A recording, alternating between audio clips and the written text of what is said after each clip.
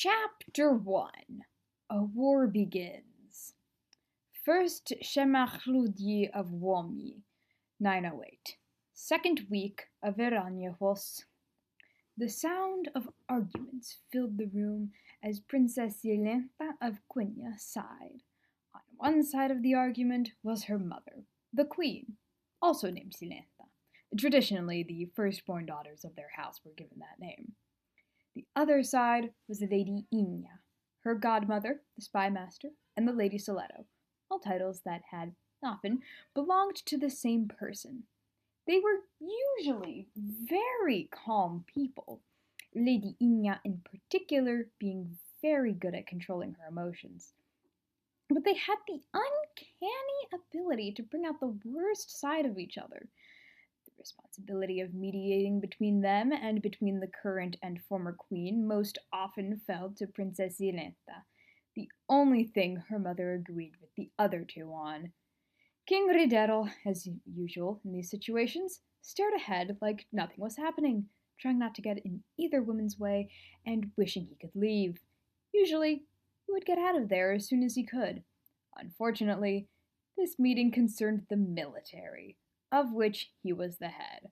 Why his wife had to attend this meeting, he did not know. But while she was his wife, she was also his queen, and he would never try to undermine her authority. So instead, he silently asked his daughter for help. Frankly, he would much rather be tracking down his son before the boy got into trouble, which he was certainly trying to do, with the rest of his family occupied. Or, even better, be the only one meeting with Lady Quinia while the queen did something actually productive. Even the cats knew how wild the prince was, and no sum of money would convince even the most desperate person to look after him. This unfortunate responsibility was most often assigned to the princess's maid or the first group of soldiers King Ridero could find. In this case, he had asked the couple of soldiers he had brought with him back when he thought this meeting would be productive. Once it descended into argument, he had sent them away to look for Prince Gero. He envied them. The Rosenna tribe had been making trouble in Ozin, in particular practically putting the town of Sillery under siege. So the queen had called this meeting so they could discuss what to do about it. Some Soleti joined the queen's army, but even when they did not, they still often assisted it, usually in intelligence, but sometimes in combat. Queen Silenda and Lady Quinia agreed that they needed to solve the problem, but not on how to solve it. Queen Silenda wanted to directly attack the Rosenna around the town, while Lady Quinia wanted to do it quietly under cover of night and break the siege before anyone realized what happened. King Ridero thought Lady Quienia's idea was less risky, but perhaps a bit too underhanded for his taste. Princess Silenda turned to the girl next to her. She was wearing an orange and white dress and white apron, her hair hidden under a cap. This was her lady's maid, though her duties were shared with Lady Quinia when she was around, and the House of Quinia landed closer to the Riskan principle that someone expected to rule a country should be expected to clean her own room than to the Tonateran principle that a noble should not even have to clean herself. Simpa, would you find Linscothefia and Lungzu? Princess Silenda asked. The girl nodded. Course. She had the accent of a Sonoran peasant. Princess Silenda smiled. Thank you. King Ridero surreptitiously made his way to the door, an accomplishment that, with his considerable size, was a testament to how distracted his wife and the Lady Soledo were, so he could fulfill his role of the royal doorholder, while the princess kept watching the argument. Princess Silenda was a young and pretty girl, with eyes so light they were almost gray and wavy hair that reached her ankles, as was typical of the elves. By some genetic miracle, according to the strange Baladin monk, a rather redundant description, with his garden, she had turned out blonde, but had gotten the short end of the stick, and I mean that literally, when it came to her height, being over a foot shorter than both her parents, and several inches shorter than most women, with, at 17, little hope of ever being taller. The princess liked to only braid some of her hair, but she did tie it back with a kerchief, which was typical of Quinian women, though less common in Beretta. She wore makeup only when forced, since she hated the feeling of having it on her face. King Riddle usually wore the plain orange and black a soldier wore when he was on official business, but did not need his armor. The only time he did not was during the most official of his duties, or la carga, as well as the feast of Feralia. On very formal occasions, he wore finer clothes in the gray of Grescio, the house he was born into, or orange and white, the colors of Quinia, though his nicest clothes were reserved for la carga. On Feralian feasts, he wore blue, since he had a great devotion to her. His wife joked that he would have joined the Daughters of the Virgin Feralia, an order known for their Feralian devotion, who also wore light blue, if he had not married her and they allowed men to join. The queen dressed similarly. Usually, the only marker of her wealth her clothes bore was being dark blue or purple and falling to the floor, as well as occasionally being Michke made. Poorer women wore skirts that fell to their ankles. By contrast, the princess had an almost girlish affinity for pretty and elaborate dresses, though she reserved anything Michke made for formal events and la carga. After a few minutes, Simpa returned, followed by 3 soldiers around the princess's age. "Thank you," said the princess. Simpa nodded. "You're welcome." The first of them, called Elinsco, was an Ozinin boy who shared many traits with the Jarissa, his namesakes, King Elinsco I, Elinsco Ulnoso, Duke Elinsco the Short, and Elinsco nis Bombir. They were all blonde and quite short. Elinsco was almost half a foot shorter than most women, and Duke Elinsco in particular had reportedly been 4 feet tall, almost a foot shorter than most women. Always spoke quietly or communicated in wordless shouts or grunts that were called Elinsco noises by his friends and siblings, seemed to be drawn to breaking fragile objects such as pottery or glass, seemed to be hated by birds, including getting sick after eating their meat or eggs and sneezing around their feathers, had wild magic like a Heidatling would, despite having no Heidatling blood to his knowledge, and, barring King Elinsco I, who was right-handed, and Elinsco nis Bombir, who had not preferred a hand, was left-handed. Of course, since they were all Quinian, they all had the light golden-brown skin that elves from that country, and the more coastal areas of Atia in general, had. His height had made him an easy target, but one only his siblings had ever tried to hit until he came to Soledo. If anyone else dared hurt their little brother, that person would soon find 5 people built like Jarisse, with close connections to a Soledo plotting revenge against them. Of course, one of his sisters had kicked him so hard she bruised his ribs, caused an incident involving her daring him to climb a tree that he did not remember, but which had ended with him breaking his ankle and 2 of his other siblings emotionally scarred for life. And he probably had more scars from fights with her than from a year of being a soldier, but that was different. She was his sister, and only siblings were allowed to hurt their siblings. He was wearing a green tunic in the loose style of Ozin. Most of his clothes were his brother's from when they were young boys, about 10 or so, a secret he guarded closely. When it was revealed, he always tried to justify it by saying his brothers were very large. The second, called Thefia, was a handsome girl with blue eyes and black hair falling a little past her shoulders, a bit longer than that of most men. It was loose, but tied back with a kerchief. She was of average height, about half a foot taller than Elinsco and the princess.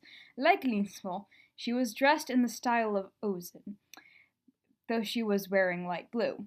Her pants did not fit her well, a little too large for her and cut to fit a man rather than a woman.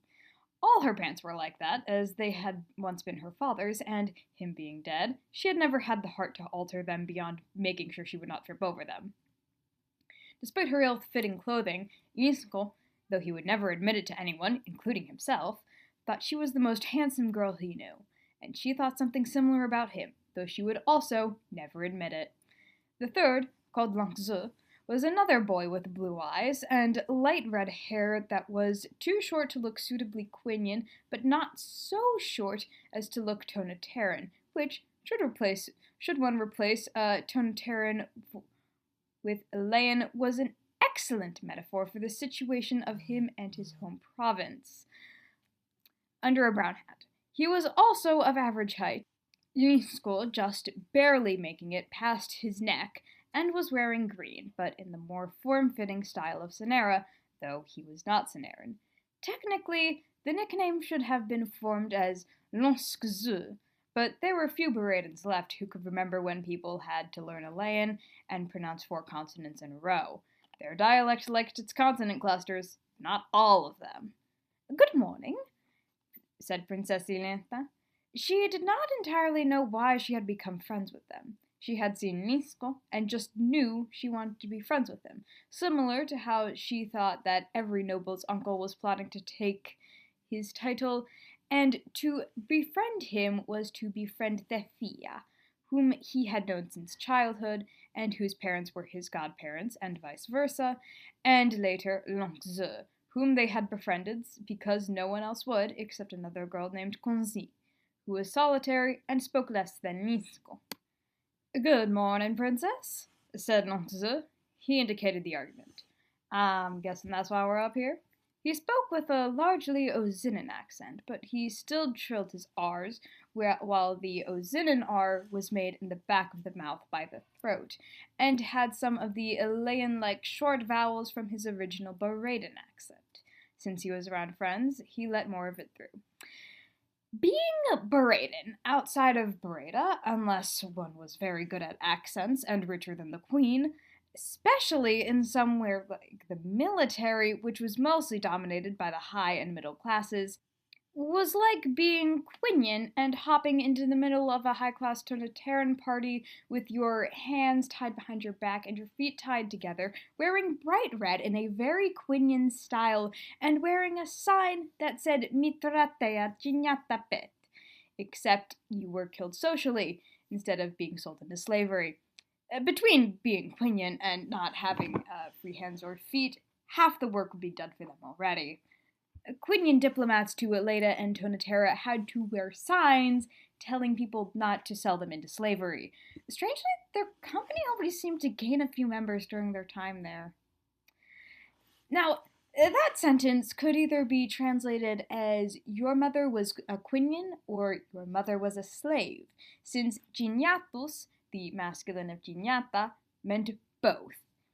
Because Aladdin also did not have articles, this meant that the questions, "Are you Quinian?" and "Are you a slave?" were worded the same. Yes, Tonateran men could marry their slaves. The children that resulted from such a union were not nobility and could not inherit anything, but unless it was decided they favored their mother, were free. Anyway, Beradans who did decide to brave other provinces had 2 options: be less Beradan or be bullied. Unsurprisingly, most chose the former, including Lanceux.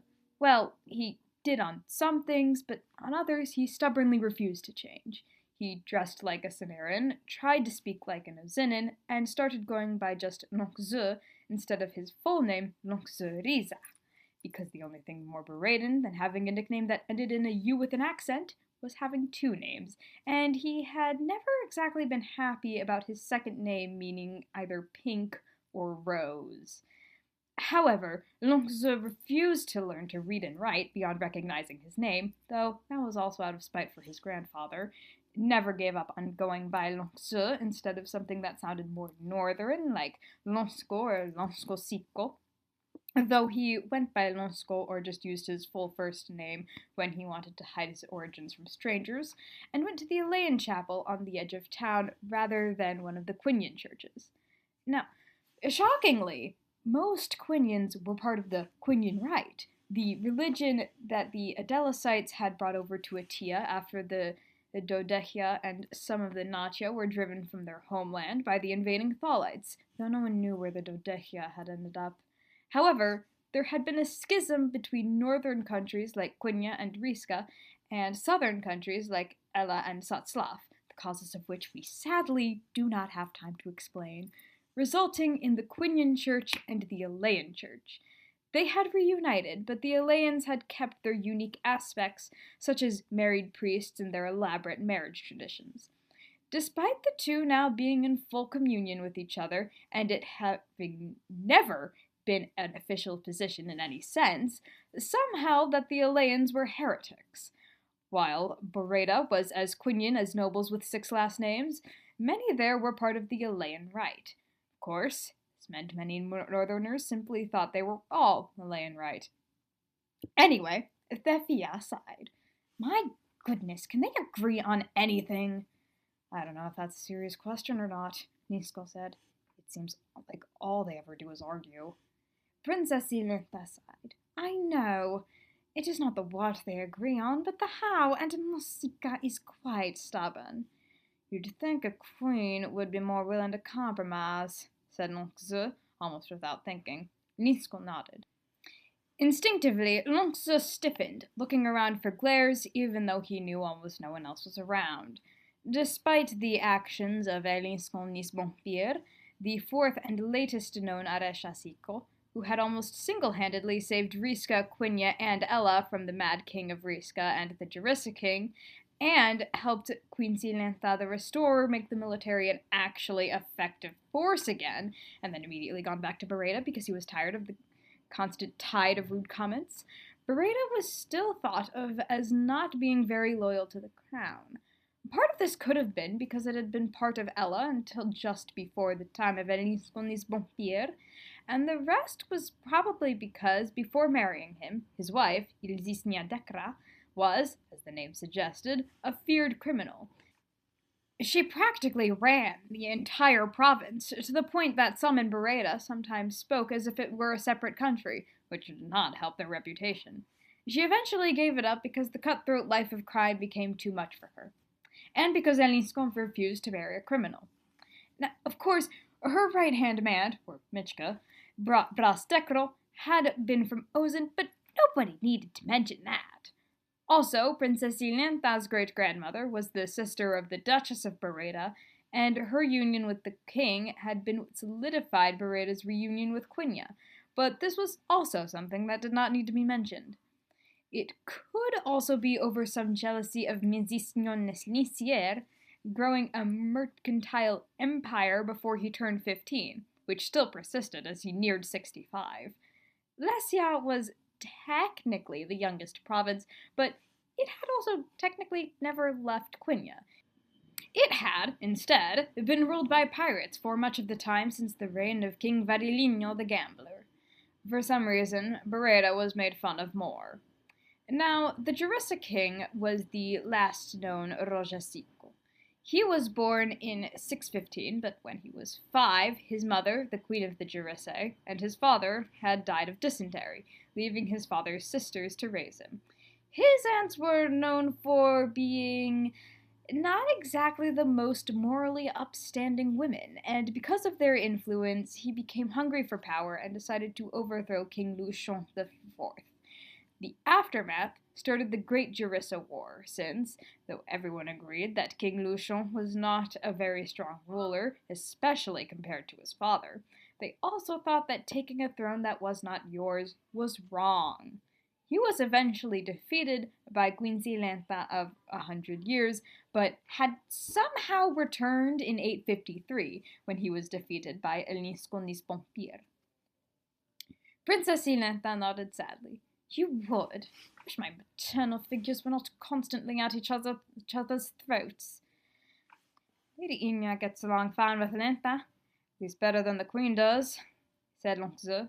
Queen Silenda's mother had decided she was getting too old to rule and had retired a few years earlier, moving to Bori, where she was simply known as Via Silenda. Well, more by various nicknames. She was in Boreda, after all.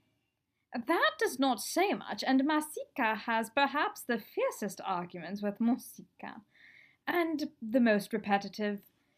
Princess Silenda shook her head. Enough of this. We need to sort this out before Musika and Miasika kill each other, or Bosiko is crushed between them. They turned back to the argument. All right, how should we stop them? Princess Silenda asked. Musika wants a bold assault, Miasika wants a stealth mission. Here's an idea, Nongzi said. How about we let the man who runs the military decide what to do with it? Princess Silenda nodded. That might work, but Bosiko is too chivalrous for his own good. It's his job, not hers, Nisco said. You don't step on her power as queen. She should do the same to him. I suppose so, she said. But we are also talking about the man who would hold the door for a she-rat. It is worth a try, though. She shouted for her mother and godmother's attention. Queen Silenda and Lady Quinia stopped arguing and turned to her. King Ridero relaxed a little. Yes, Silekisa? Queen Silenda asked. I believe Bosiko is the head of the military. Should he not be the one speaking with Miasika? Queen Silenda frowned. I suppose so. Now, I believe I saw Garukiso heading north. I will handle it, Queen Silenda said. She left quickly. King Ridero and Lady Quinia began discussing what to do about the Rosene in a much calmer fashion than before. Princess Silenda and her friends left the room as well and stayed together for a while, before it was time for the boys to guard the castle gates and Thefia to guard the entrance to the dungeon. The princess went to practice her harp, which also happened to be a powerful magical artifact used by King Elinsco I and Queen Silenda I in the events that led to Quinia's founding. Lady Quinia had taught her some of how to use it for magic, but the young princess had been much more interested in how pretty it sounded, and the Eshalaro Gregio gave her powerful but unpredictable magic, like a Haydotling's. She would quickly regret how little she had tried to learn. The next day, the king announced who would be going to Sillery to help the Soledo, as well as the soldiers in Ozen, to break the siege. The list included, among others, himself, for he tried to lead his army into battle as much as he could, Nisco and Thefia, both happy to be returning to their hometown, even if the circumstances were not the best, Nongzi, glad he would not be left alone, and, to Nongzi's chagrin, Zebocron and some of his friends. Zebocron was the son of the Duke of Ozen and the descendant of Duke Elinsco the Short. He was also the worst combination of his mother's disdain for Beradens and Soledo and his father's disdain for the lower classes. Well, not exactly the worst combination, since he had testified against his father when he was accused of mistreating his servants. Among other things, Zebocron thought nicknames and dialects were for peasants, except affectionate diminutives, and his dialect, of course, which was the proper way of speaking, rarely called any of the Beraden guards by name, and had become angry with Elinsco multiple times for fighting improperly, i.e. with his left hand, which was ironic considering that Duke Elinsco the Short had also been left-handed.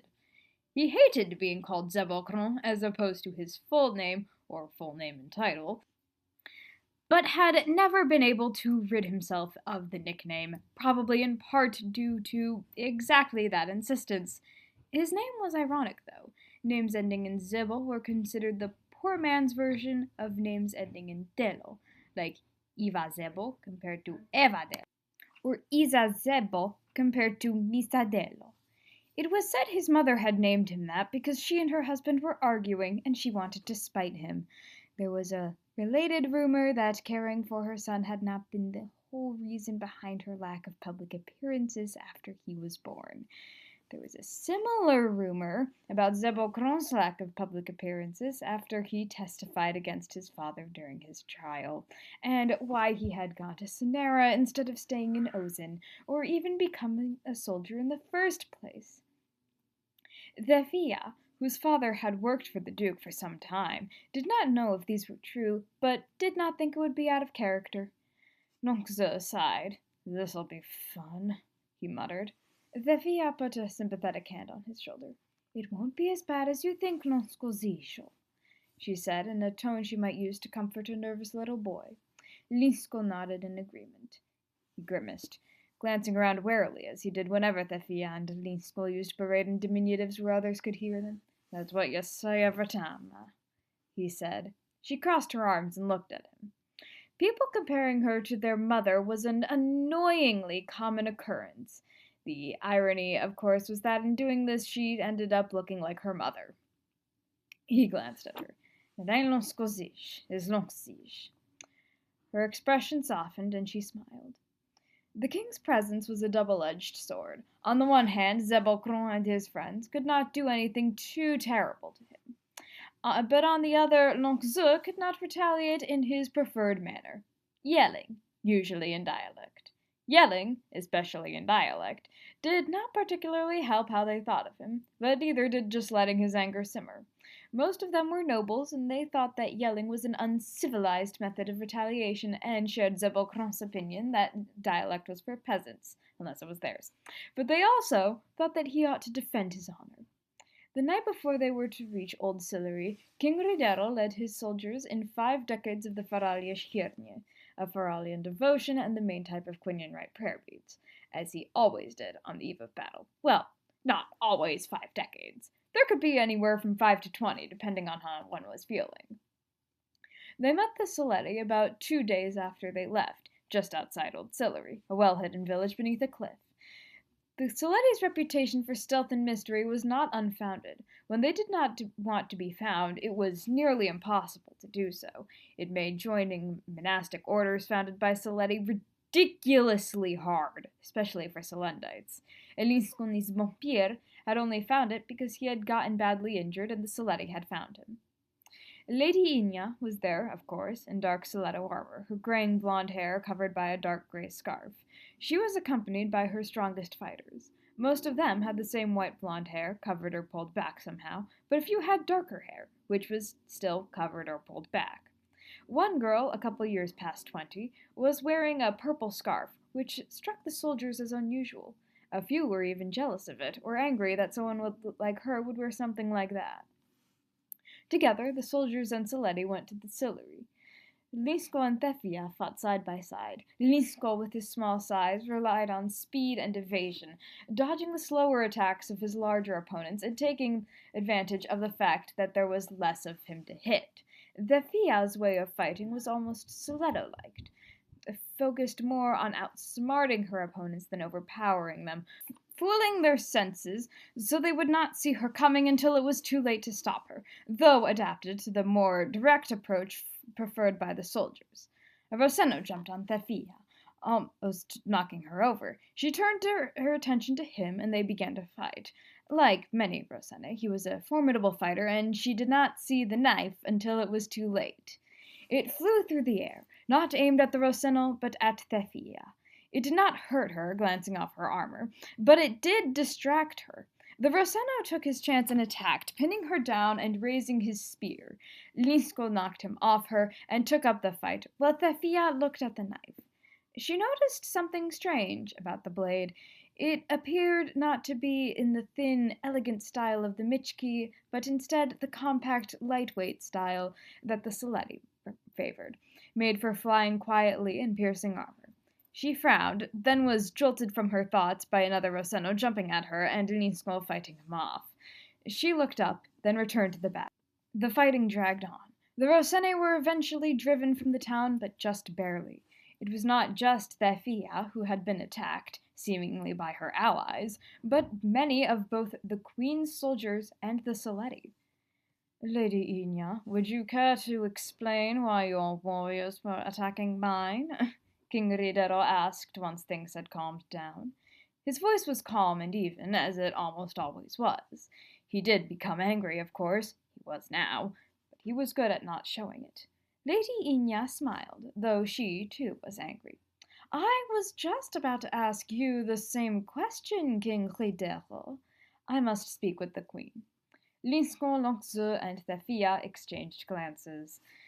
Princess would be dragging them back in to help defuse another situation when they got back. Lady Quinia spoke to her warriors and put the girl with the purple scarf in charge until she got back. The soldiers and Lady Quinia rode back to Soledo, a bit slower now, returning in about 2.5 days. As Elinsco, Longuezeux, and Thefia had predicted, King Ridero told Queen Silenda what happened, and she challenged Lady Quinia over it, who challenged her over a very similar thing. her warriors had been attacked by weapons that looked to belong to the Queen's soldiers. Soon they were arguing, and Princess Silenda was trying desperately to keep it from escalating. Though she did not drag her friends in to help. King Ridero, though he had a stake in the argument, was not much for shouting matches, so had decided to make sure Prince Gero had not gotten himself killed. Simpa wished she could be in town, but was unwilling to leave the princess alone, and did not think the person she wanted to see would be there. The Soledo are traitors! Risisho says we nearly lost because they were attacking our soldiers, Queen Silenda was saying. Lady Quinia slammed her hand on the table. Calumny! We have loyally defended the crown since before Quinia's founding. Since before the Nacha came to Atia, all the way back when Queen Silenda the First was no older than your daughter. We would never do this, and don't pretend like you are completely innocent. Many of my warriors were injured by your soldiers, and you know how low our numbers have been since the Great War. It is not calumny, it is not a lie, Queen Silenda said. Musika, miasika. Battles are confusing. Sometimes it is hard to tell a friend from foe, and no one aims perfectly, Princess Silenda interjected. Stay out of this, said her mother. She turned back to Lady Quinia. Also, Musa was a fool, and still is. Lady Inia's fists clenched, her eyes blazing with fury. How dare you? This kingdom would have never survived without us. It would not even exist. Do you know how much we have done for you? We have served this kingdom loyally for centuries, and yet you still treat us as if we cannot be trusted. Well, forgive me for being slow to trust a tribe of liars and spies, Queen Silenda said. We only spy when that is what our country needs. We serve her and have for 1,000 years. If you find yourself on the end of our blades, that means you were destroying it. Lady Quiña's voice was icy. Miasika, no! Princess Silenda said, eyes wide. Queen Silenda narrowed her eyes. So you will prove the very thing you are angry about us saying? Her voice was icy as well. I will do what is best for my people and for my country, Lady Quinia said gravely. Miasika! Musika! Princess Silenda said. It was pointless. Darkness filled the room. When it cleared, Lady Quinia was gone. Princess Silenda felt terrible about this. She did not know why she felt this way, whether it was because of the knowledge granted to her by the Escalado Greggio, or because two of the women she loved most in the world were now at war with each other. She lifted her skirts and found Elinsco, Lonxeux, and Thefia, trailed by Simpa. I'm guessing things didn't go well with the Queen and Lady Quinia? Asked Thefia. Princess Silenda shook her head, sighing. I think they declared war on each other. All three of them stared at her. They did what? Lonxeux and Thefia said. Elinsco made one of his Elinsco noises in roughly the same tone. Princess Silenda explained what happened. When she was finished, Thefia fidgeted, thinking of her family and Elinsco's family in Sillery. Oh, this ain't good. And Soledo too? Oh, how can I? Her father had been a Soledo from Old Sillery, but had decided to become a soldier anyway, as well as to marry a Solendite girl. Elinsco muttered a prayer, asking for the protection of their families in town, and put a hand on his friend's shoulder. Lonxeux nodded. And it don't fix the Rasenna problem. He glanced at Thefia. Yours neither. His accent was stronger than normal, as it often was when he was nervous or angry. Elinsco and Thefia liked to joke that you could tell his mood based on how strong his accent was. Though not as bad as what Lonxeux had to deal with, Thefia did have problems with people insulting her for being half Soledo. Soledo were not treated as badly as Beradans, but a reputation of being spies and assassins was not good for how people saw them. It did not help that every Quinian monarch who had taken his or her throne by force had also married a Soleda or Soledo, who often helped them take it, usually by poisoning everyone in the way, but also by starting a civil war, organizing a hunting accident, though in that case she had actually wanted her son to get the throne and only married her co-conspirator because he blackmailed her, and helping kill the Jarissa King and end the 100-Year Anarchy. Princess Silenda messed with her hair anxiously. It does not fix anything. This feels wrong. Simpa nodded, but kept her thoughts to herself. She thought of the boy she had been seeing. Though Princess Silenda was a kind girl and they were friends, in a sense, she had never wanted to spend her life being a maid. Now, she had even more reason to leave. She needed to get out of Soledo before war tore it up. She made a note to ask him if they could move their wedding closer. Farmer was not that much better than maid, and he had warned her that his best friend's wife was a Soledo who had less than ideal views of Solendites, but she did not care. She loved him. Elinsco frowned and glanced at his left hand. Could he be the next Jarissa? His siblings had often joked about it, and he did share qualities with the previous Jarissa. Elinsco's siblings had years ago banned him from using magic, since his had a tendency to go wild, like a Heidatling's would. However, his family were all Borelings.